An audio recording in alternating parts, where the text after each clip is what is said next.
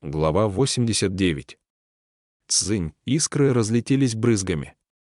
Клинок вошел глубоко в каменный пол. Селянь, обеими руками сжимая меч, низко опустил голову, уперся лбом в рукоять и стиснул зубы так сильно, что, казалось, вот-вот раскрошит их друг о друга. «Никчемное создание», — Цзэжун расхохотался, — «ты просто никчемыш. Я так и знал, что у тебя рука не поднимется убить меня. Как бы я тебя ни оскорблял, как бы ни мучил, стоит мне только приставить нож к чужому горлу, и ты ничего не сможешь со мной сделать. Ты просто ни на что негодный трус, какое из тебя божество.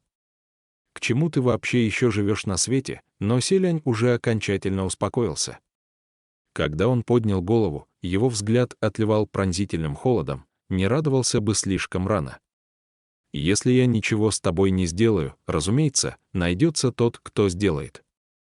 Цзэжун хмыкнул: «Что, опять хочешь повалиться в ножки Цзюнь-у и молить его вступиться за тебя? И не мечтай, разве тогда он протянул тебе руку? А? И ты до сих пор наглейшим образом пытаешься к нему подлизываться. Не будь таким дурнем». Селянь стащил с Цзэжуна великолепное и торжественное одеяние воина, радующего богов, призвал Жайо, связал двоюродного брата и бросил в стороне: «Лучше бы тебе перестать болтать и закрыть рот. Я вовсе тебя не боюсь, с чего ты угрожаешь мне, а Хуачена ты тоже не боишься». Улыбка Цзэжуна наконец-то на миг застыла. И Селянь в тот же самый миг тихо добавил: «Заблаговременно предупреждаю.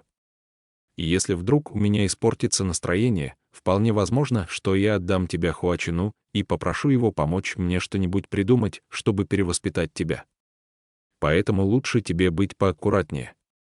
Ты слышал, на этот раз Цзэжун уже не смог рассмеяться, охваченный ужасом. «Мать твою, да ты настоящий злодей! Как тебе не совестно придумывать подобное? Лучше уж отдай меня Лан Циньцу». Селянь опустился на колени и начал руками понемногу собирать с пола и со дна гроба различные по размеру кучки. На самом деле, пока что он не мог выдать Цзэжуна чертогам верхних небес. Именно из-за Лан Циньцу. Если отдать преступника, Лан Циньцу тут же узнает его местонахождение и немедленно бросится на того с мечом, чтобы убить. Позволить этому случиться или нет? Вопрос вызывал головную боль. И что делать дальше, если Лан Циньцу вдруг убьет его? Еще одна головная боль. Поэтому на данный момент нельзя позволить верхним небесам заполучить Цзэжуна. Если так посмотреть, отправиться за помощью к Хуачену — это и впрямь неплохое решение. Но в действительности принц только лишь пугал Цзэжуна именем Хуачена, не более того. Все же он уже столько раз потревожил князя демонов, и если впредь, повстречавшись с проблемой, будет в первую очередь думать о Хуачене, ощущение того, что принц совершенно не считает себя посторонним человеком, станет еще более очевидным.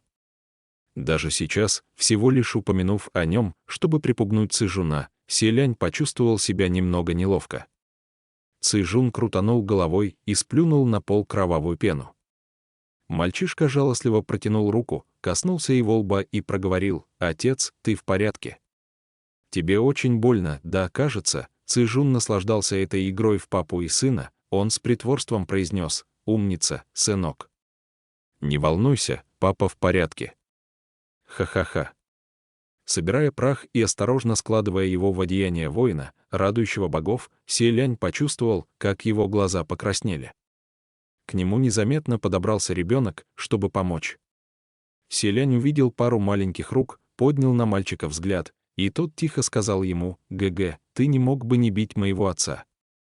Отпусти нас, мы больше не будем ничего воровать у тебя из дома». Селянь ощутил, как сердце жалостливо защемило, но с трудом подавил это чувство. «Малыш, как твое имя?» Ребенок ответил: «Меня зовут Гуцзы». Селянь собрал весь рассыпавшийся прах, аккуратно поместил в одеяние, снова положил в гроб и накрыл крышкой. Лишь проделав все это, принц спокойно обратился к мальчику: «Гуцзы, это не твой отец, а другой человек. Его тело захватил демон. Теперь он злодей». Но мальчик не понимал смысла его слов, поэтому все так же растерянно спросил: «Другой человек? Да нет же, я его знаю, это и есть мой отец. Цзэжун обрадовался. Неплохо, неплохо. Оно того стоило. Такого полезного мальчонку подобрал, ха-ха-ха. Ау! Селянь отвесил ему пинок. Гуцзы, будучи совсем ребенком, испытывал к отцу, тело которого занял Цзэжун, огромную привязанность, ведь они с отцом всегда жили, полагаясь только друг на друга. Мальчик никак не желал покидать отца, и в какой-то момент Селянь растерялся, не зная, что с ним делать. Пришлось ему повесить Фансинь за спину, отбить 2 гробам 3 глубочайших земных поклона, подхватить одной рукой за шиворот Цзэжуна, другой взять под мышку Гуцзы и покинуть гору Тайцан, стремительно направившись в монастырь водных каштанов. Принц отсутствовал многие дни, вернулся глубокой ночью, но, открыв дверь монастыря, увидел внутри клубы ароматного дыма, а в курильнице — целый пучок благовоний. Стол также полнился подношениями. Селянь вошел и огляделся, взял со стола 2 баоцзы, одну отдал Гуцзы, другую, не церемонясь, запихал в рот Цзэжуну. Все-таки тело, в котором тот теперь находился, принадлежало живому человеку, и пока Селянь не придумал, как его оттуда вытащить, придется его кормить как следует. Цзэжун выплюнул баоцзы и обругал пирожок за отвратный вкус, затем сказал, будто беспокойство все еще не отпускало его: «Слушай, ты же не собираешься в самом деле отдавать меня Хуачину?» Селянь прохладно усмехнулся. «Ты его очень сильно боишься». Не желая слушать болтовню Цзэжуна, принц развернулся и принялся разгребать пузатые горшки с соленьями, грудой стоящие на полу. Цзэжун прямо заявил: «Чего мне его бояться?» «Это ты должен бояться, ты ведь небожитель, а спутался с непревзойденным». «Тебе». Его взгляд вдруг блеснул и замер. Оказывается, когда Селянь наклонился, из складок одежды на его груди что-то выскользнуло. Искрящееся прозрачное кольцо. Цзэжун уставился именно на него. Селянь не заметил его взгляда, а на лице Цзэжуна за его спиной отразилось сомнение. Спустя некоторое время он спросил: «Мой царственный брат, а что это такое у тебя на груди?» Селянь не собирался обращать на него внимания, но раз уж Цзэжун упомянул вещь, которой принц все же питал интерес, он повернулся и, зацепив пальцем тонкую серебряную цепочку, спросил: «Ты об этом? Ты знаешь, что это такое? Дай посмотреть, и я смогу сказать наверняка». Селянь возразил: «Знаешь, так говори. А не скажешь, так закрой рот». Цзэжун сердито бросил: «Ты всегда такой грозный только с теми, кого знаешь. А попробуй-ка показать посторонним свою воинственность, если кишка не тонка». Селянь снова убрал серебристую цепочку за пазуху, ближе к телу, и ответил: «А ты, если кишка не тонка, договаривай, что начал. Каждую бесполезную фразу я запишу на твой счет, и чем больше наболтаешь, тем ближе ты окажешься к сабле Хуачена». Принц и сам не заметил, как упоминание имени Хуачена вошло у него в привычку. Цзэжун холодно усмехнулся: «Поменьше запугивай меня им, еще неизвестно, не придется ли тебе самому попрощаться с жизнью от кое-чьей сабли. Ты хотел знать, что это? Так один из 4 бедствий скажет тебе: это кольцо — чрезвычайно зловещий предмет, оно несет на себе проклятие. А ты еще и на себя его нацепил, вместо того, чтобы сейчас же выбросить. Что, долгая жизнь тебе уже в тягость?» Селянь сразу поднялся. «Это правда?» — Цзэжун бросил: «Спрашиваешь. Кто бы ни дал тебе эту вещицу, человек или демон, добрых намерений наверняка не преследовал». Селянь снова опустился на корточки. «Мэмэ, Цзэжун, что значит мэмэ?» Селянь, не оборачиваясь больше, равнодушно ответил: «Мэмэ значит, что тот, кто поверит в твои слова, явно одержим демоном. А я выбрал поверить тому, кто мне это подарил. И решил всегда носить подарок при себе». К другим Селянь привык относиться с теплотой, и только с Цзэжуном вел себя необычайно холодно. Тот, разозленный до полусмерти, разразился непрерывным потоком брани, но принц просто делал вид, что ничего не слышит. Он вдруг понял, что никак не может найти среди горшков с соленьями тот, в котором поселил Баньюэ, и подумал, неужели повелитель ветров уже наведался сюда и забрал ее. Цзэжун все не прекращал браниться, и принц, слушая его, смутно ощутил какой-то подвох. Ведь и правда, весьма странно.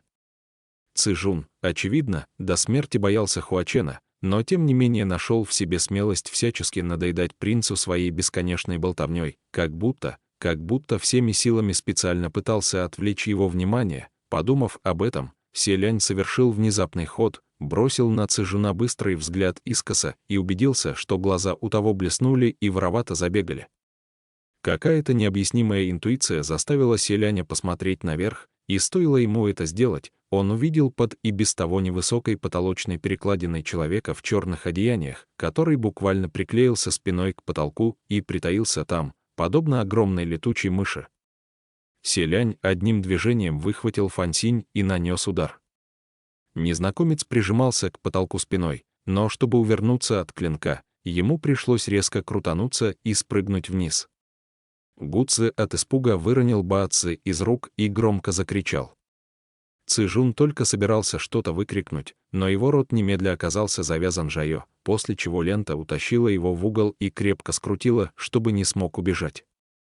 Селянь было решил, что это подручный Цзэжуна, которого тот послал сюда, чтобы устроить засаду, но, обменявшись с противником парой быстрых ударов, принц ощутил, что та скорость и решительность, с которой он сражается, кажутся ему странно знакомыми. Селянь мог с полной ответственностью утверждать, что при всех качествах Цзэжуна тому ни за что бы не удалось заполучить столь ловкого подручного. Затем принц заметил, что незнакомец что-то прижимает к груди, а присмотревшись, увидел чернеющий глиняный горшок. Именно тот, в котором хранилась душа Баньюэ. Так, значит, повелитель ветров до сих пор не забрал Баньюэ. Селянь мгновенно понял, кто перед ним, выкрикнув: «Сяопэй, вот оно что!» Пэйсу явился украсть Баньюэ. Вот только на свою беду наткнулся на возвратившегося селяня, и ему ничего не оставалось, кроме как спрятаться на потолке. Цзэжун, связанный жайо, лежал на полу и с первого взгляда увидел притаившегося наверху Пэйсу. Он не знал, кто тот человек, но, решив, что если незваный гость не желает селяню добра, значит, его появление Цзэжуну только на руку. Боясь, что селянь обнаружит засаду, он намеренно принялся отвлекать того непрерывной болтовней. И все же, как бы Цзэжун ни старался, принц почувствовал неладное. Сейчас селяня сковывали две проклятые канги, а Пэйсу был сослан. Оба лишились магических сил, остается идти на прямое физическое столкновение. Но разве Пэйсу мог одолеть в подобном бою селяня, который последние 800 лет только и полагался, что на ловкость и технику физического тела? Спустя дюжину выпадов селяню удалось взять верх, принц повелел: «Верни горшок». Вообще-то принц выкрикнул просто так, ни на что не надеясь, но, к его удивлению, Пэйсу в самом деле бросил ему горшок с оленями. Селянь застыл на мгновение и подумал: «Го», сказали ему вернуть, и он вернул. Этот Сяопэй поистине простой и прямолинейный. Но разве обычно в таком случае не стоит предпочесть смерть поражению и никак не желать отдавать похищенное? Однако Пэйсу, бросив горшок, сразу же тихо выкрикнул: «Уходи». Судя по тону, он на самом деле был очень взволнован. Горшок еще не коснулся пола, и селянь протянул руки, чтобы поймать, но тот вдруг сменил направление прямо в воздухе, вылетев в окно. В следующий миг все присутствующие услышали где-то вдалеке голос мужчины: «Ты поистине меня разочаровал». Пэйсу сразу переменился в лице. Генерал Селянь вместе с Пэйсу бросился из монастыря наружу. Как и ожидал, принц увидел на крыше одного из домов вдали мужчину, который и оказался Пэймином.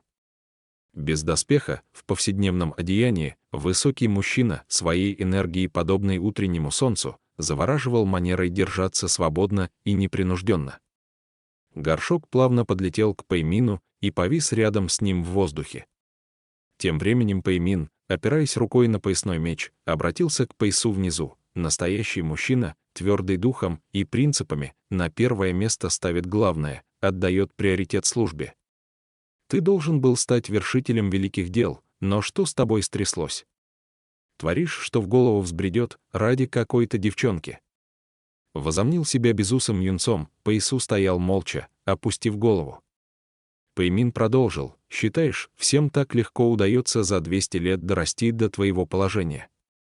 Я тебе уже и дорогу постелил, спуститься по ней легко, но вот подняться обратно будет не так-то просто, это то, что называют «на вершинах сердце леденеет». Стоит небожителю спуститься в мир смертных, чаще всего он избирает возвышенности, и чем выше, тем лучше, ведь так он может взирать на всех живых существ свысока. Раньше Селянь тоже имел эту дурную привычку. Разумеется, пережив однажды падение с высоты, теперь принц, стоило ему встать на возвышение, ощущал смутную боль в ноге, и привычка понемногу исчезла.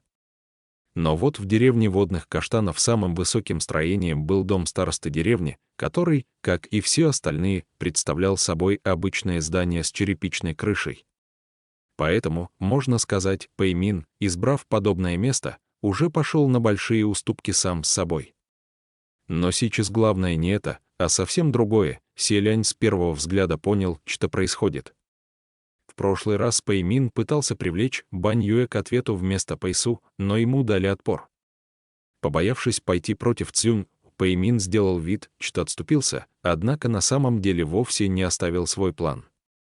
Теперь же, когда Селянь оказался впутан в дело о происшествии на перу чистого золота, он о себе то с трудом мог позаботиться, слухи неизбежно подрывали его репутацию, и Пэймин, должно быть, решил, что пришло время поднять старый вопрос.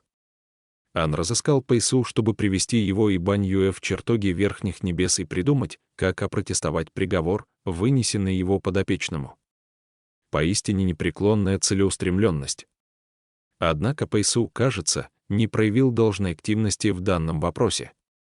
И теперь лишь вздохнул и ответил: «Генерал, лучше будет все-таки оставить как есть».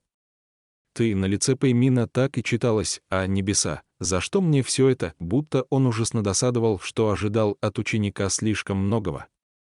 Генерал был явно рассержен, иначе не стал бы бранить Пэйсу, позабыв о присутствии селяня. Спустя долгое время он вдруг сказал: «Что ж, посмотрим, что за девица пустила прахом все мои старания, которыми я тебе взращивал». С такими словами он протянул руку, намереваясь разбить горшок. И все бы ничего, горшком вполне можно было пожертвовать, но дело в том, что неизвестно, залечила ли Бань Юэ свои раны. Ведь если нет, то дело примет дурной оборот. Селянь изменился в лице и бросился к Пэймину, чтобы отбить удар. Не разбивай, кто же мог представить, что Пэймин еще не успеет коснуться горшка, как тот с громким треском сам по себе разлетится на черепки. Миг, и округа заполнилась запахом солений, от которого становилось дурно. Пэймин стоял ближе остальных к горшку, и ему больше всех не повезло, теперь его с ног до головы покрывали ошметки разносолов. Мужчина прямо-таки остолбенел, стоя посреди дождя из солений. Следом послышался звонкий женский голос: «Генерал Пэй, вы поистине человек честный и благородный». Из крохотного горшка выпрыгнула фигурка в белом, вначале размером лишь с кулак, но затем крутанулась на месте и увеличилась в несколько раз. Селянь, приглядевшись, воскликнул: «Ваше превосходительство, повелитель ветров!» Оказалось, что в горшке пряталась вовсе не Бань Юэ, а Ши Цинцюань. Она же внезапно взорвала горшок, отчего Пэймин оказался с ног до головы в соленьях, но сама при этом осталась в по-прежнему чистых белых парящих одеждах. Благополучно приземлившись, повелитель ветров взмахнул метелкой из конского волоса. «Какая удача, какая удача! Как хорошо, что я заранее отослал девушку в другое место, иначе, боюсь, ей бы не скрыться от длинных рук генерала Пэя». Пэймин привык гордиться своим изяществом. В любом деле он непременно должен был выглядеть прежде всего элегантно. Однако теперь его окружали ароматы солений, и даже перед лицом Ши Цинцюаня в образе женщины все его изящество мигом померкло. «Цинцюань, с каких пор ты решил, что можешь идти против меня? Окажись на месте Ши Цинцюаня кто другой». Пэймин скорее всего давно бросился бы в драку и жестоко избил наглеца. Но на его беду старший брат Цинцюаня занимал довольно высокое положение, и Пэймин помнил об этом, поэтому лишь очистил одежду от солений, привел в порядок волосы, поскрипев зубами, и покачал головой. «Эх ты, лучше бы тебе не позволить мне выведать, куда ты отослал девчонку, иначе и непременно лично наведаюсь туда с визитом». Тем самым Пэймин прямо заявил, что любой, кто приютит Бань Юэ, станет его врагом и не избежит неприятностей. Ши Цинцюань, однако, хлопнул в ладоши. «Никакой тайны здесь нет, я вполне могу сообщить вам, где находится девушка. Вот только боюсь, вы не решитесь нанести туда визит. Слушайте внимательно. Девчонка ныне проживает в горной обители Повелителя Дождя, в горах Юйлун, под присмотром ее превосходительства. Ну как, осмелитесь отправиться туда?» После его слов лицо Пэймина едва заметно дернулось, он больше не выглядел столь же уверенным в своих силах, как всего мгновение назад. Генерал помрачнел и сделался серьезным, обращаясь к повелителю ветров. «Цинцюань, ты пока еще слишком молод, и потому тебе так нравится играть роль справедливого судьи в мирских делах. Остается лишь уповать на то, что, повзрослев и припомнив все свои нынешние деяния, ты не пожалеешь о сделанном». Закончив речь, он совершил прыжок с крыши и в тот же миг исчез, торопливо покинув место событий. Селяня случившееся немного ошарашило, он чувствовал, что в словах Пэймина кроется какой-то намек, поэтому спросил: «Ваше превосходительство», та последняя фраза, что он сказал. Впрочем, Ши Цинцюань с полным безразличием ответил: «Напускная бравада, только и всего». Пэйс увидел, как исчез силуэт Пэймина, и лишь после развернулся и поприветствовал двоих небожителей: «Ваше превосходительство, повелитель ветров, ваше высочество, наследный принц». Ши Цинцюань похлопал его по плечу: «Эх, Сяо Пэй, в этот раз ты хотя бы первым явился, чтобы помешать своему генералу. Можно считать, совершил добрый поступок. Впредь как следует поработай в том же направлении, чтобы исправить ошибки, и как представится случай, я замолвлю за тебя словечко в чертогах верхних небес. Можешь быть спокоен». Пэйсу пару мгновений не знал, что сказать, затем ответил: «Премного благодарен, ваше превосходительство. Но мне все время кажется, что вы кое в чем ошибаетесь.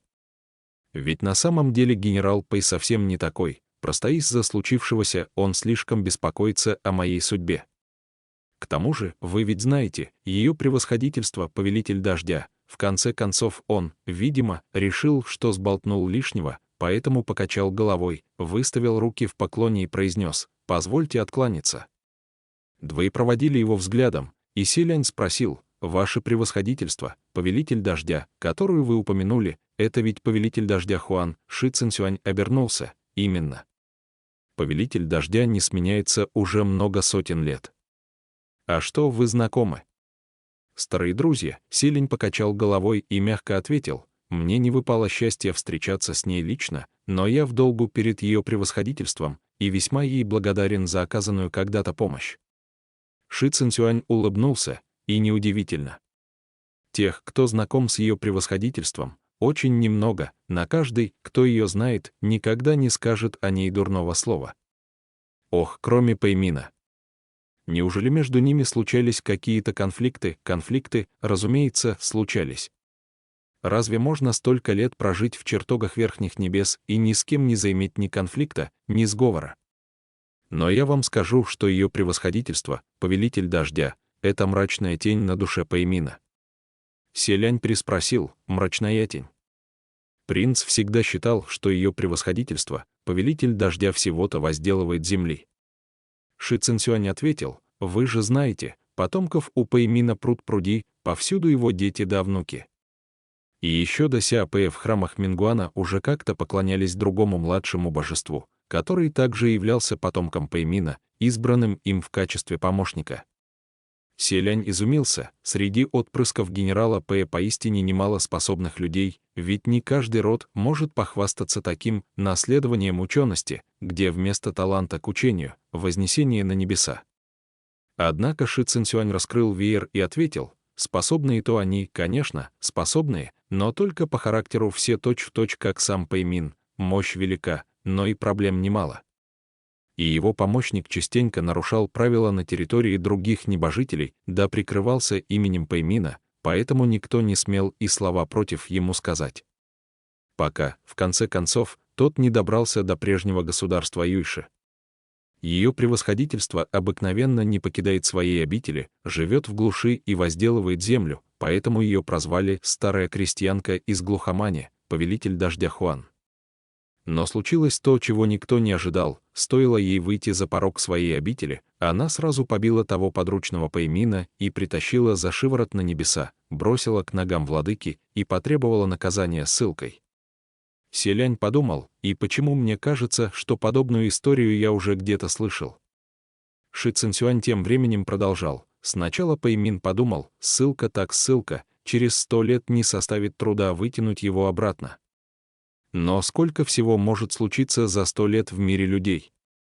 Каждый год, да что там, каждый день каких только оригиналов не появляется, они сменяют друг друга, как в фонаре скачущих лошадей, пестрят перед глазами волна за волной.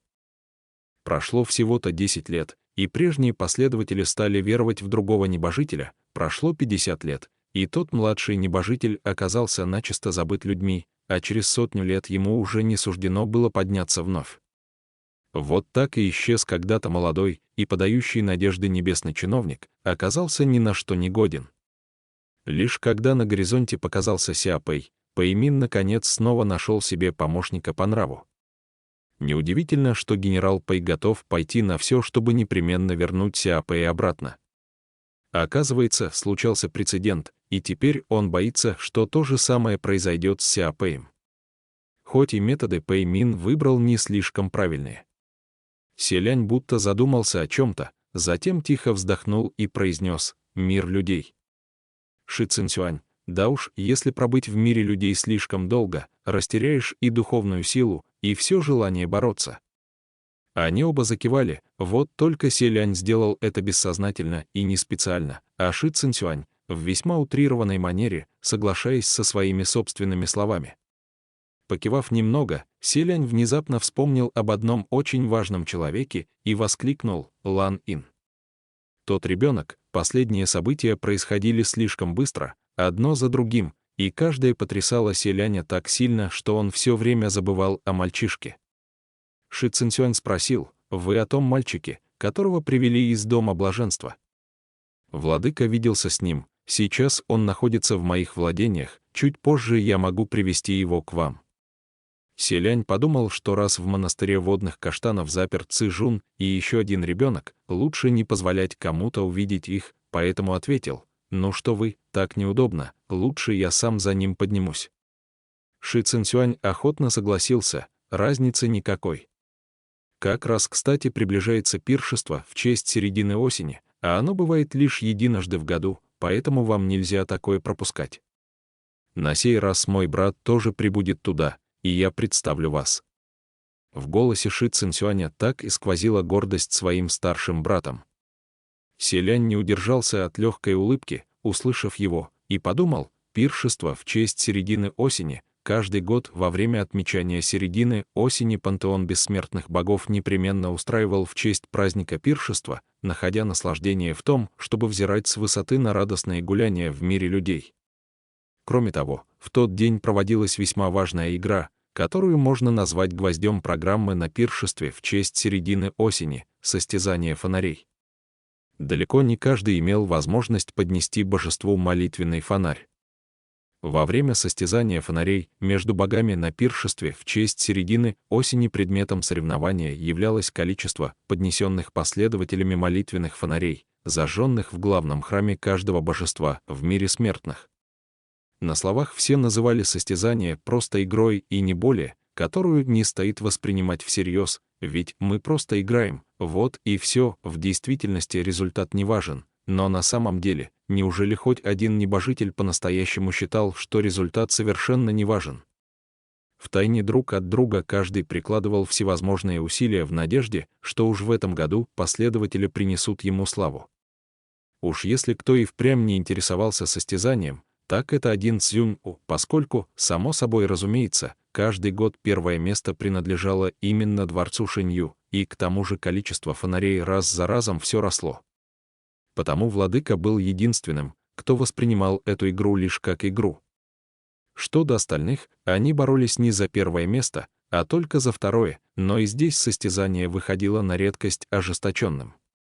Во времена, когда огни благовоний во дворце Синьлэ горели ярче всего, все почести на пиршестве в честь середины осени также доставались принцу, а они вместе с дворцом Шэнью вырывались вперед, оставляя остальных небожителей далеко позади. Только вот теперь картина, должно быть, выйдет весьма печальная. Селяню и гадать не приходилось, сколько молитвенных фонарей он соберет в этом году, наверняка ни одного.